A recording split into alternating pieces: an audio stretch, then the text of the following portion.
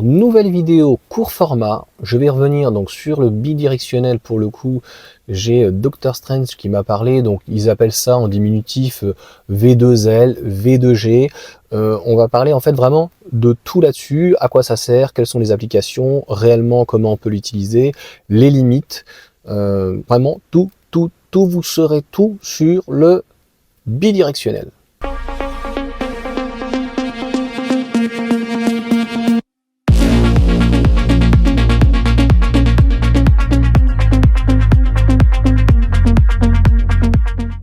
Tout d'abord, comme j'étais limite un anti-V, en tout cas j'étais vraiment pas pour différentes raisons, j'ai fait une vidéo, plusieurs en tout cas vidéos là-dessus.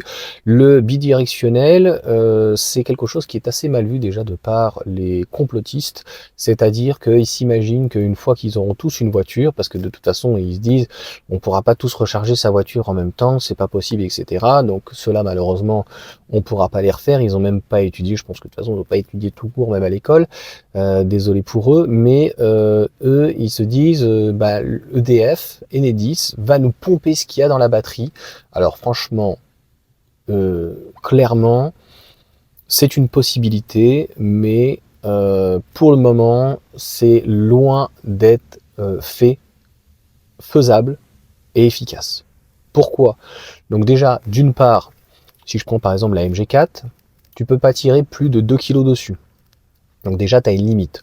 Il faut savoir que le bidirectionnel, donc l'avantage, on parlera aussi donc juste après dans une deuxième vidéo donc de la charge. La charge, on est entre 7,3, on va schématiser, c'est 7 kW, 11 et 22. On va dire que de toute façon, 7, ça suffit déjà largement. Je pense que vous serez tous d'accord avec moi, mais pourquoi pas 11, mais 7, voilà, ça suffit.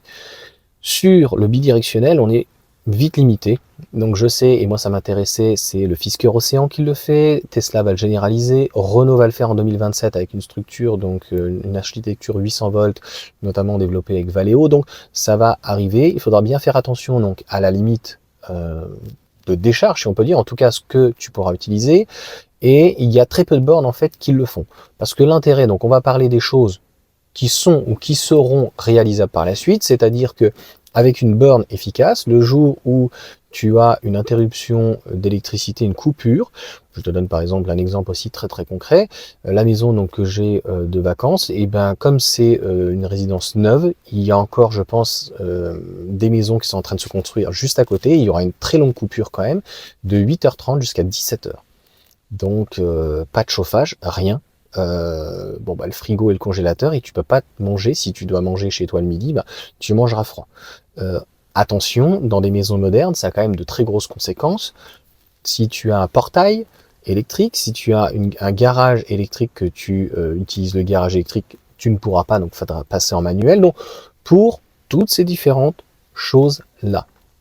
Et c'est là où intervient donc finalement le bidirectionnel, qui peut être hyper intéressant, c'est-à-dire que vraiment aujourd'hui, il y a très peu de bornes qui le font, parce que l'idéal, ça serait de brancher au niveau de la borne et qu'il y ait une gestion entre la voiture, la borne de recharge et le compteur. Et que le compteur, en fait, puisse fournir et réalimenter la maison en cas de différentes choses, de panne du réseau, un câble qui peut être arraché, en tout cas un problème extérieur. Encore une fois, donc sur la partie complotiste, de dire que Enedis ou EDF ou quoi que ce soit, plutôt Enedis ou en tout cas ERTF, viennent ponctionner les batteries. Alors déjà la nuit, ils ne le feraient pas, sauf si vraiment il y avait un désastre, mais on n'est pas aux États-Unis, on n'a pas des grosses catastrophes naturelles. Je pense que tu m'as compris là-dessus, les ouragans, etc. Enfin, ce qu'ils ont quand même. Donc en gros, venir pomper les batteries, et puis le but essentiel, c'est de l'utiliser à titre personnel, parce que dans ces cas-là, Enedis, il faut quand même qu'ils te donnent de l'argent, tu comprends. Quand tu renvoies avec des panneaux photovoltaïques, c'est, je crois aujourd'hui, 13 centimes. Donc le côté complotiste là-dessus n'a pas de sens, et puis de se dire, on branche, on débranche, la batterie, en fait, elle se vide, elle se dévide. C'est vrai que sur une batterie NFC, c'est quelque chose vraiment à éviter, parce qu'elles sont pas prévues pour, puisque les batteries stationnaires de stockage, c'est toujours donc des batteries lithium fer phosphate essentiellement, donc DLFP. On peut le faire plus, ça reste du ponctuel. Donc voilà l'application qu'on peut avoir, mais limitée par la borne, limitée en fait par l'infrastructure de la maison. Le plus concret, aujourd'hui, c'est sur une MG4 mais haute, Fisker, et puis le bidirectionnel, il y a aussi chez Hyundai, etc. C'est pratiquement de pouvoir faire son petit café, mettre un frigo éventuellement dans sa voiture quand on est donc arrêté, et de pouvoir pratiquement aller faire du camping et avoir même une remorque éventuellement pour avoir même le soir de la lumière, du chauffage, en tout cas un réchaud. Donc on pourra avoir une voiture comme on a avec un camping-car branché, sauf que là c'est ta batterie qui t'alimente. 2 kilos, c'est quand même déjà pas mal. Avec ça, tu peux chauffer une caravane, hein, à peu près avec 1000 watts. Tu peux voilà, mettre un réchaud, souvent c'est un micro-ondes, 500, 1000 watts. Donc avec moins de 2 kilowatts, franchement, tu fais pratiquement tout.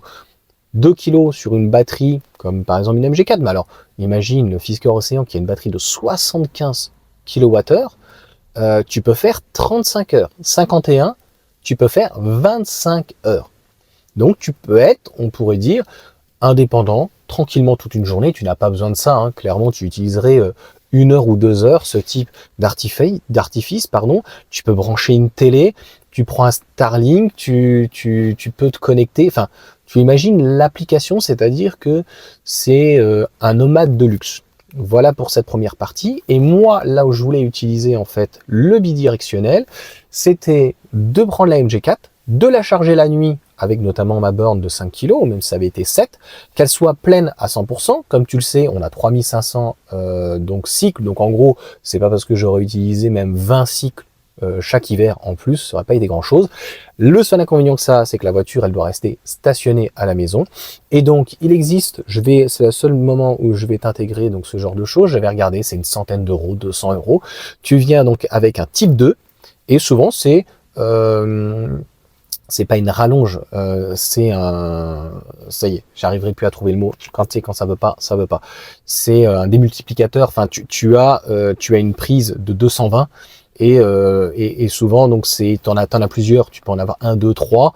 Bon, le but, c'est pas de multiplier, mais en gros, tu branches sur ton type 2, tu as une toute petite rallonge, tu viens rebrancher donc avec une rallonge sécurisée, étanche, etc. D'accord, on fait pas n'importe quoi en 220. Et c'était de mettre un convecteur à bain d'huile, quelque chose qui coûte au Lidl à 30 ou 50 balles, 2 kilos. Et puis, les 16 heures, je pouvais les faire tranquille, ça me faisait 32 kilowatts. 32 kilos. 32 kilowatts de consommé. Donc voilà la deuxième application. Dis-moi en commentaire si on peut avoir d'autres applications que j'aurais pu oublier. Il y a la Renault 5 aussi qui va le faire. Je n'ai pas entendu parler du Scénic comme quoi il le ferait. Donc en fait, on est sur, si on peut dire, l'ancienne infrastructure de la base de la Mégane. Donc c'est pas prévu. Et ça a été prévu donc sur la nouvelle base qui était celle de la Clio. Et je n'y vois, quand on enlève le côté angoissé du complotiste, j'y vois que du positif, moi. Très très clairement. Donc dis-moi ce que tu en penses là-dessus, et puis quelles sont les applications, si tu l'as, si tu l'utilises, qu'est-ce que tu fais avec. Moi je dis voilà ce que j'aurais fait avec, et alors un jour, peut-être, si voilà je suis toujours là, ça serait vraiment d'avoir une voiture, et j'ai vu des remorques, mais ça coûte très cher, mais j'ai vu qu'on peut faire sa propre remorque solo, et si mes enfants donc qui étaient un peu plus vieux et qu'avec ma femme on pouvait partir, j'aurais pris une grosse remorque neuve ou d'occasion et j'aurais construit carrément une maison. Donc ça je sais faire à la base de mes 10 doigts, et de mettre un petit convecteur ou même carrément une clim pour le coup, et donc d'avoir une petite roulotte. J'ai déjà vu donc ce genre de choses, je trouve ça magnifique. Ça c'est le petit bonus, je te la mettrai là si je retrouve donc ce type de roulotte. C'est horriblement cher, mais si tu la fais toi-même, donc normalement tu dois pouvoir la faire sur une base de remorque, et puis après tu viens installer un lit, tu peux éventuellement la débarrasser, et de l'autre côté tu peux faire un coin cuisine, tu peux même éventuellement avoir un mini ballon d'eau chaude éventuellement pour faire une douche ou quoi. Ce côté nomade, c'est quelque chose que je trouve vraiment fun, ça t'évite un hôtel, etc. Et en plein été, quand il fait 30 degrés, franchement, vive à la belle étoile, avec un toit, un skydome, etc. Enfin, t'imagines le truc, franchement, un mini nomade de luxe. Sur ce, bonne journée, je passe à la deuxième vidéo qui est comment on doit recharger en fait sa voiture. C'est vraiment pour faire un gros débrief et c'est pour les nuls comme moi. Voilà. Ciao, ciao.